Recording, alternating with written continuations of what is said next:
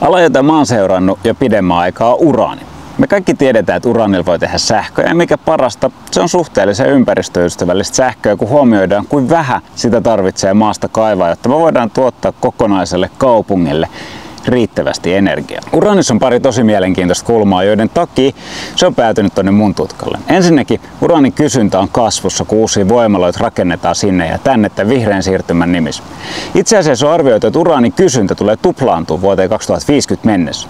Toiseksi, ja tämä on itse asiassa mun mielestä paljon mielenkiintoisempi, on, että ydinvoimalat luo aika pitkiä sopimuksia tämän uraanin ostamiselle. Tällä hetkellä 85% kaikista ydinvoimaloista ostaa uraaninsa pitkien sopimuksia. Ja nämä sopimukset on kaikki tässä lähivuosina raukeamassa. Ja tämä tarkoittaa, että hinnat neuvotellaan tietysti uudestaan. Ja näissä tulevissa neuvotteluissa kasvaneen kysynnän takia tulee olemaan myyjien markkinat.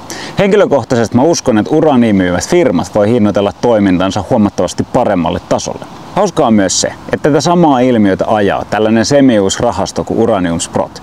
He siis ostavat joka kuukausi lisää uraania sinne omiin varastoihin. Ymmärrettävästi heidän oletus on siis se, että uraanin hinta tulee nousee, ja sitten ne voi myydä niitä varastoja tyhjemmäksi, kun uraanin hinta on vähän korkeammalle, ja ne nousunäkymät ei ole enää ihan yhtä isoja kuin mitä ne tällä hetkellä on. Mun kristallipallo näyttää tällä hetkellä kovin vihreältä.